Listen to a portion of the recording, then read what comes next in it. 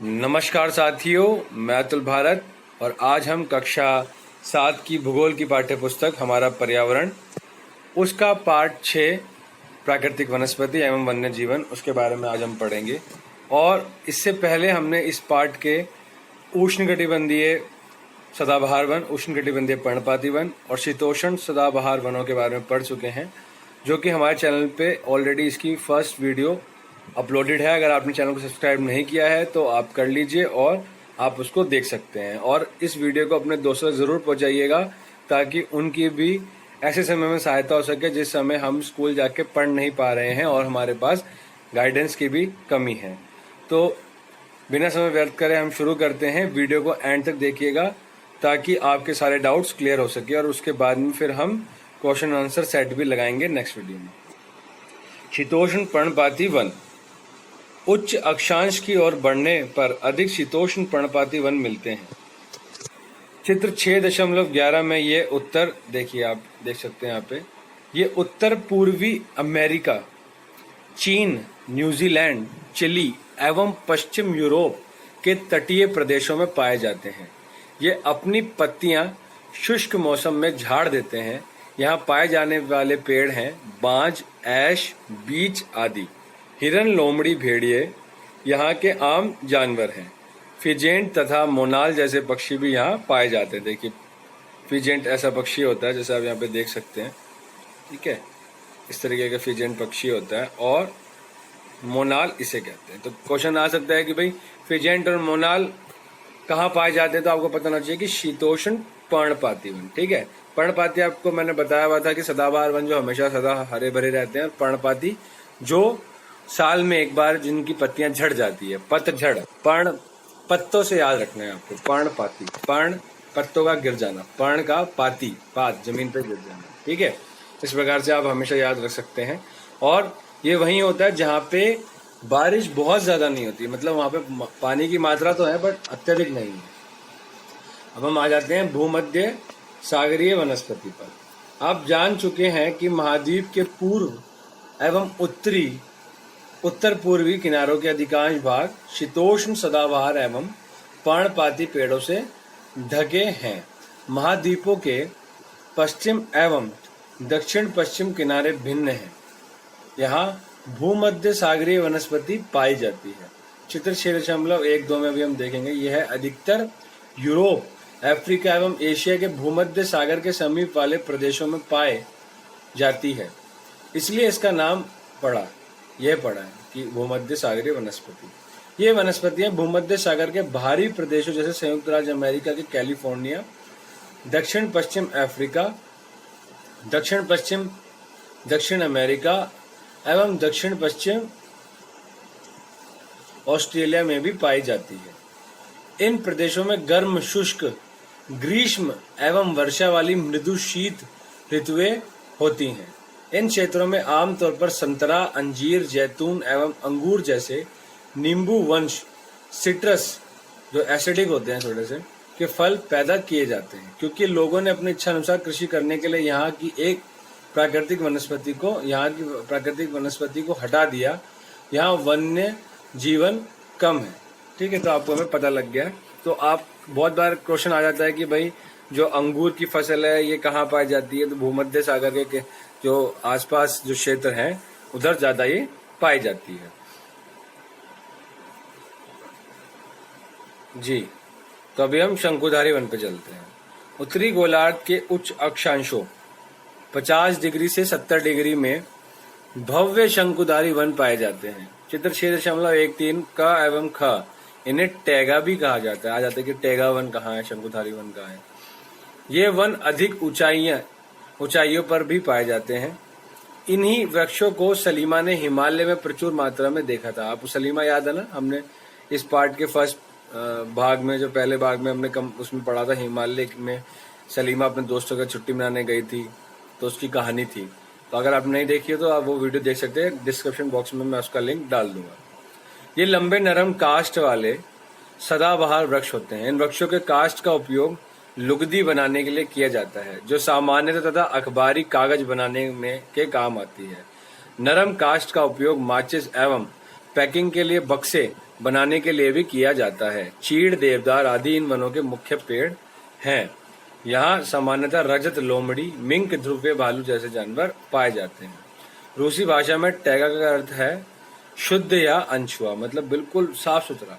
और आपको पता लगी गया कि जो शंकुधारी वन इतने ऊंचाई पर होते हैं उनको कोई छू ही नहीं पाता। अपने आसपास नरम तथा दृढ़ काष्ठ से बनी वस्तुओं पर ध्यान दें। अपने बड़ों से अपने आसपास के वृक्षों के नाम पता करें।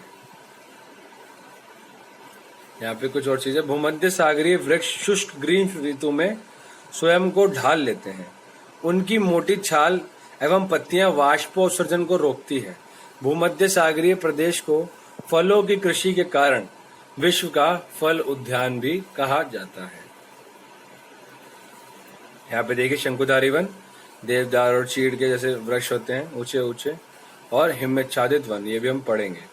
ये हमने वैसे पढ़ लिया है ना, लेकिन ये और ऊंचाई पे जो है। और उष्णकटिबंधीय घास स्थल, तो उष्णकटिबंधीय घास स्थल ये वन भूमध्य रेखा के किसी भी तरफ उग जाते हैं और भूमध्य रेखा के दोनों ओर से उष्णकटिबंधीय क्षेत्रों तक फैले हैं। यह वनस्पति निम्न में से मध्य वर्षा वाले क्षेत्रों में पैदा होती है। यह घास काफी ऊंची, लगभग 3 से 4 मीटर की ऊंचाई तक बढ़ जाती है। अफ्रीका का सवाना घास स्थल इसी प्रकार का है।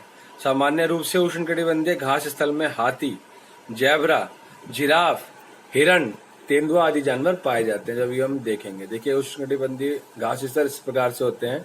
और ये अफ्रीका का सवाना जंगल बहुत ज्यादा फेमस है इसके लिए। बहुत ऊंची ऊंची यहाँ पे घास पाई जाती है। ये उष्णकटिबंधीय इसलिए है क्योंकि उष्णकटिबंधीय रेखा के आसपास पाए जाते हैं। अब आगे हम शीतोष्णकटिबंधीय घास स्थल।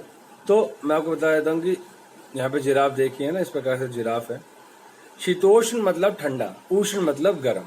तो आपको पता है कि भूमध्य रेखा के आसपास जो, मतलब भूमध्य रेखा हमारी विषुवत जो रेखा है, इक्वेटर है, उसके ऊपर और नीचे 23.5 डिग्री उत्तर और 23.5 डिग्री दक्षिण में उष्णकटिबंधीय क्षेत्र होता है। वह गर्म होता है। और उसके और जो ऊपर है वो है ठंडा क्षेत्र, शीतोष्ण है, शीत है।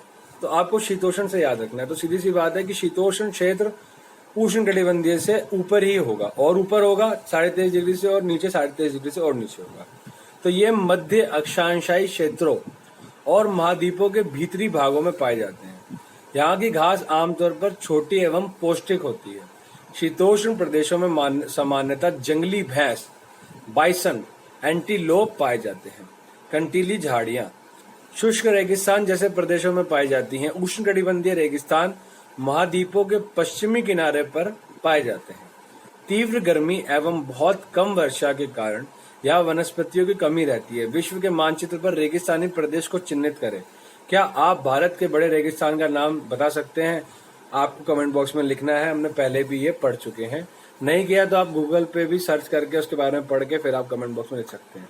रेगिस्तान के कुछ जानवरों के नाम बताइए जिन्हें आप पहले जान सकते हैं। मैं आपको बताता हूँ कि बहुत ऊंचा होता है, उसकी पीठ पे कुब्बड़ होता है, ठीक है, और वो पानी अगर एक बार पी ले तो काफी दिन तक पानी अपने पेट में बचा के भी रख सकता है। ऐसा वो जानवर है। तो आप लिखिएगा कि क्या है वो जानवर। यदि आप ध्रुवीय प्रदेश में जाएंगे तो वह स्थान आपको अत्यधिक ठंडा मिलेगा। यहाँ बहुत ही सीमित प्राकृतिक वनस्पति मिलती है, जहाँ केवल काई, लाइकेन एवं छोटी झाड़ियां पाई जाती है। ये अल्पकालिक ग्रीष्म ऋतु के दौरान विकसित होती है। इसे टूंड्रा प्रकार की वनस्पति कहा जाता है। ये वनस्पतियां यूरोप, एशिया एवं उत्तर अमेरिका के ध्रुवीय प्रदेशों में पाई जाती है। यहाँ के जानवरों के शरीर पर मोटा फर एवं मोटी चमड़ी होती है ताकि उन्हें ठंडी जलवायु से सुरक्षित रख सके। यहाँ पाए जाने वाले कुछ जानवर है सील, वॉलरस, कस्तूरी बैल, ध्रुवीय उल्लू, ध्रुवीय भालू और बर्फीली लोमड़ी। हम 6.16 में भी देखेंगे। सलीमा के पिता ने उसे कुछ घने वनों के चित्र दिखाए। कुछ चित्रों में सलीमा ने देखा कि लोग वृक्षों को काटकर वनों को साफ कर रहे हैं। उसके पिता ने बताया कि स्थानीय लोग कृषि एवं आवास के लिए स्थान चाहते थे, इसलिए उन्होंने वनों को साफ कर दिया। सलीमा सोचने लगी कि अगर वनों को साफ कर दिया जाता है तो वन्य जीव कहाँ जाएंगे? क्या ये वन पुनः वैसे ही बन पाएंगे? अगर लोग इसी प्रकार पेड़ों को काटते रहे तो भविष्य में पर्याप्त ऑक्सीजन, जलवाष्प, लकड़ी, फल, मेवे आदि मिल पाएंगे? क्या आप सलीमा से सहमत हैं? अपने दोस्तों के साथ वनस्पति एवं प्राणी जगत की विविधता में हो रही कमी पर चर्चा करें। इनके संरक्षण के बारे में कुछ सुझाव भी आप दें। तो यहाँ पे आप देख सकते हैं हमारा पार्ट खत्म हो गया और आपको सुझाव देना है। आपको पता होना चाहिए कि जंगलों के खत्म होने की वजह से और कितने सारे जो जानवर हैं वो इधर से उधर हो गए हैं, लुप्त होने की कगार पर हैं। आपको बताता हूँ कि भारत में एशियाई चीता तो लुप्त ही हो गया, वो दिखता ही नहीं है। और अभी अफ्रीका से हम लोग मंगवा रहे हैं। एशिया में से जो चीता है वो ईरान में ही है अभी वर्तमान समय में। अफ्रीकी चीता भारत में है ही नहीं। तो इस प्रकार से जब उनके जंगलों को, उनके घरों को हम काट देंगे अपने लिए, उनके जंगलों को तबाह कर देंगे, तो वे कहाँ जाएंगे? तो ये सोचने की बहुत जरूरत है और हम लोगों को जंगलों की रक्षा करनी चाहिए, वनों की रक्षा करनी चाहिए। अभी यहाँ पे हम आगे बढ़ते हैं। तो सील, यहाँ पे देखिए, यहाँ पे सील है, ध्रुव बालू है, वॉलरस है। ये 3 प्रकार के आपको यहाँ पे देख लिए। वॉलरस अलग होता है, इसके लंबी लंबी ये दांत होते हैं और सील इस प्रकार से दोनों लगते एक जैसे हैं, बट दोनों में फर्क यह है कि वॉलरस जो है उसके बड़े लंबे लंबे दांत होते हैं। ये बहुत महत्वपूर्ण है। देखिए, क्या आप जानते हैं कि ये कई बार प्रश्न आया है और हमें पता होना चाहिए कि क्या आप जानते हैं विभिन्न प्रदेशों में घास स्थल विभिन्न नामों से जाने जाते हैं। ठीक है, वहां के घास स्थलों के नाम है, जैसे उष्ण कटिबंधीय घास स्थल जो विषुवत रेखा के आपको पता है, और 23.5 डिग्री उत्तर 23.5 डिग्री दक्षिण में जो ये है पूर्वी अफ्रीका में, अफ्रीका महाद्वीप के पूर्वी हिस्से में घास स्थल को सवाना घास स्थल कहते हैं। सवाना के घास के मैदान है सवाना। ब्राजील में कंपोस है और वेनेजुएला में लानोस है। ठीक है, तो ये आपको याद रखना है। शीतोष्ण कटिबंधीय घास स्थल अर्जेंटीना में पैम्पोस है, पैम्पास कहते हैं, पैम्पोस भी कहते हैं। उत्तरी अमेरिका में प्रेरी है, उत्तरी अमेरिका में प्रेरी है। संयुक्त राज्य अमेरिका और कनाडा के क्षेत्रों में ये फैला हुआ है। दक्षिण अफ्रीका में वेल्ड है, वेल्ड के जंगल हैं जो आपको दक्षिण अफ्रीका के दक्षिणी भाग में मिलेंगे, जो कि आपका दक्षिण अफ्रीका और उसके जो नीचे के जो क्षेत्र है, जिम्बाब्वे, जाम्बिया और बोत्सवाना और जो क्षेत्र है और उस तरफ में मिलेंगे। वहीं पे कालाहरी भी है, कालाहरी रेगिस्तान भी वहीं पे ही है। मध्य एशिया जो है वहां पे स्टेपी पाए जाते हैं। मध्य एशिया मतलब यूरोप और एशिया जो जगह है, यूरेशिया की जो जगह है, उस क्षेत्र में मध्य एशिया में स्टेपी घास के मैदान पाए जाते हैं। और ऑस्ट्रेलिया में डॉन पाए जाते हैं, डॉन। ठीक है, डॉन से आपको याद रखना है, डाउन्स भी कहते हैं इनको और डॉन भी कहते हैं। ठीक है, तो यहाँ पे हमें पता लग गया है कि किस प्रदेश में कौन कौन से घास स्थल के मैदान हैं। तो मैं आशा करता हूँ आपको वीडियो समझ में आई होगी, बहुत अच्छा लगा होगा। मैं आपको थोड़ा सा शॉर्ट में बता देता हूँ कि उष्णकटिबंधीय गर्म जगह होगी तो वहाँ पे पानी भी पड़ेगा, तो सदाबहार वन, वहाँ पे उष्णकटिबंधीय सदाबहार वन। उसके बाद उष्णकटिबंधीय पर्णपाती वन, जहाँ पे बारिश कम होती है थोड़ी सदाबहार वनों से, वहाँ पे पर्णपाती। ऐसे ही शीतोष्ण कटिबंधीय वर्षावन, शीतोष्ण कटिबंधीय पर्णपाती वन और भूमध्य सागरीय वनस्पति, टैगा वनस्पति, घास स्थल। ठीक है, तो घास स्थल भी शीतोष्ण और उष्ण कटिबंधीय। तो यहाँ पे ये हमारा जो पार्ट है ये समाप्त हो गया है और मैं आशा करता हूँ कि आपको बहुत अच्छा लगा होगा, समझ में आया होगा और अपने दोस्तों तक आप वीडियो को जरूर शेयर कर दीजिएगा। जल्दी मिलेंगे नई वीडियो में। जय हिंद, जय भारत।